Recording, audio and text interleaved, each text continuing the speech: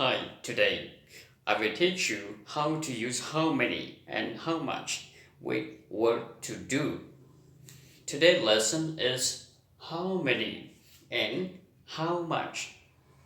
How many we use for countable noun and how much we use for uncountable noun. Nhớ đồng hồ nó we look here cho whatever we look here cho how many here how much. How many là nữ sĩ cho cái giáo bé sủa tàu ya. How much là giáo và giáo bé sủa chỉ tàu. Vậy nên tại nó bé điều là cái khả năng và cho và verb to do có connected có nữ sĩ chú tàu ya. Vậy nên tại nó muốn hiện giờ how many and how much. So today we will learn a little bit about what to do. Nó là bây giờ cần cho mình trình tạo what to do. Bây giờ cho là gì được không nói. How many nó chỉ sai tao hai tiền đầu một chả. How much nó cũng hai tiền đầu một chả thế. Cái gì lúc xưa bé gì bé giờ nông dân nhà tư bé thế là gì hai tiền. How much thì how many. Như thế tại nó cũng tôi dành khó ngay. Số mũ mấy lúc khó để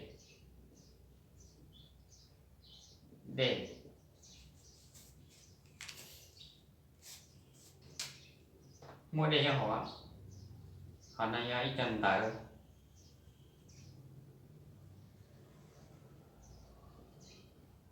books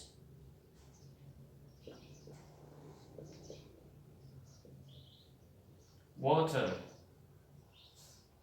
book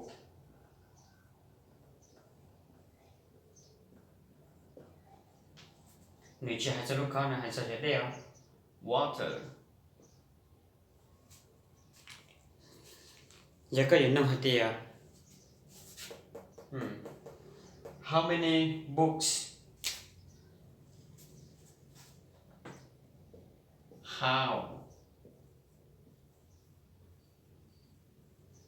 many books?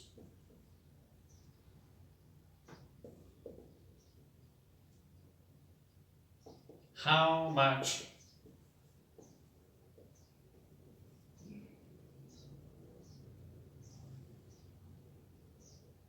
How much water?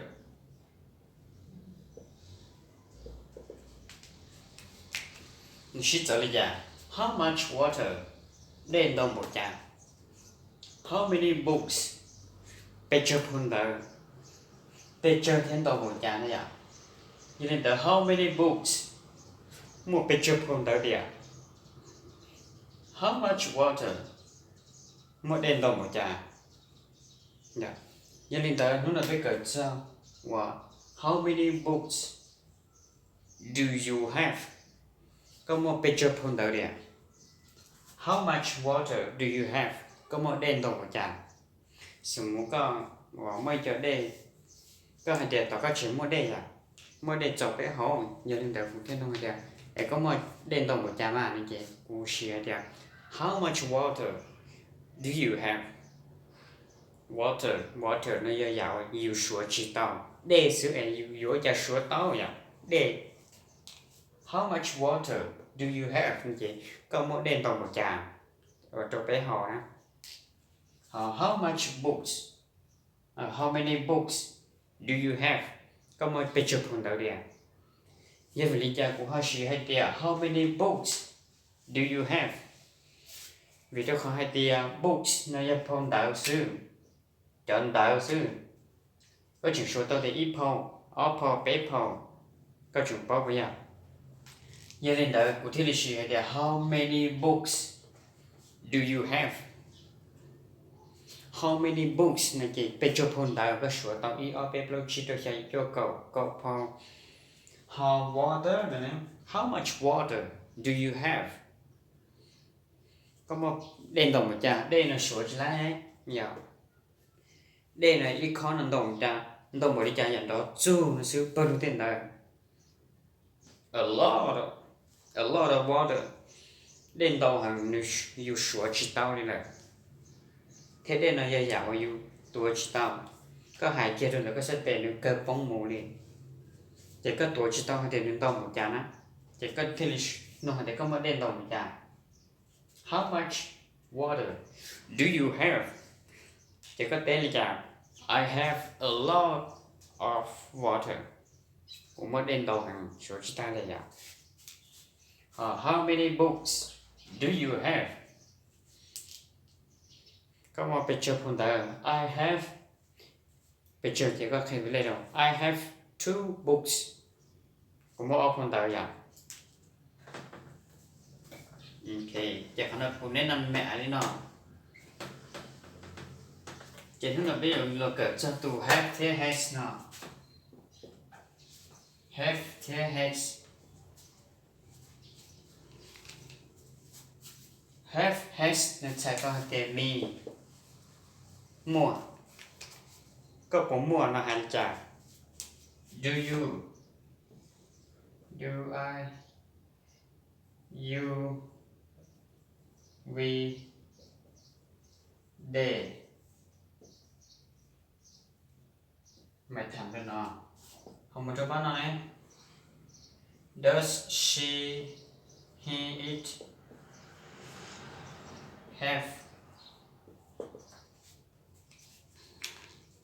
Do I have? Cụ bố mua nè, cụ đã khá nồng cụ đó. Cụ bố mua nè. Do you have? Như vậy có bố mua. Do we have? Như vậy bé bố mua nè. Đã khá nồng số bé. Lỡ mua là bé bố mua này là vậy nồng kìa. Do we have? Như vậy. Hỏi đó. Do they have? Như vậy. Lỡ bố mua. Có nồng sẽ lỡ nè. Còn nó này. Does she have? Tụi bố nè là bố mua. Does he have? Không được bố mua. Mua này chỉ có tôi được nói à. Does it have? Nếu bố mua. Mua này chỉ có số được nói sao vậy? A book là gì tao? A book. Do I have a book? Của bố môn tờ. Do you have a book? Có bố môn ít phần tờ đi. Do we have a book? Bé bố môn phần tờ. Bé bố môn chơi phần tờ đi mà. Do they have a book? Như kì là bố môn chơi ít phần tờ đi mà. Does she have a book? Tụi bọn này là bố môn ít phần tờ. Nói như thế tụi bọn này là bố môn tờ. Does he have? Tụi chỉ năng là bố môn. Does it have? Nếu bố môn ở trên tờ dạng. Chỉ cho nên đó have thế has nó in chạy tờ tên mi dạng gầu. Thế chỉ mà kể sĩ cho nên chả. Cho nên nó sẽ dạng. Hôm nay phải nhớ sự là does she have? Như vì lý cha. Hôm một lát tụi have nó ý dạng gầu. Vì do hay tìa.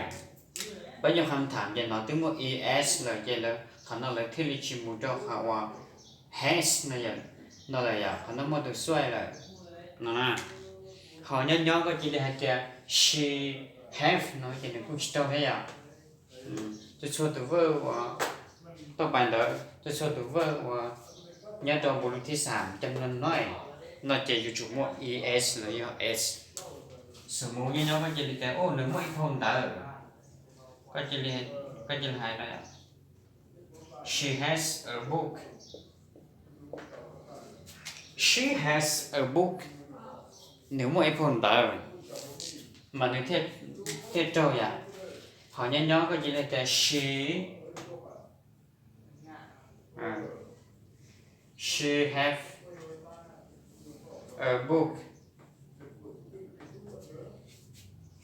She have a book này chỉ là chỉ nhỏ như nên là còn là what to do là sự của ham sao have thế has nói à như nên là nó bây giờ cả mình chỉ nói thế số à how many thế how much nó được sẽ trở lên đây à how many nó được sẽ tới bây giờ you sửa tàu hay là đi po là theo mà chơi tụ sở bây giờ tụ sở bây giờ cần nạp tàu đó họ how much này chỉ tới giờ cái số chỉ tao ya chỉ nhớ được món nào gì biết là kể nào cái chỉ xin chỉ được đúng không ở trường tàu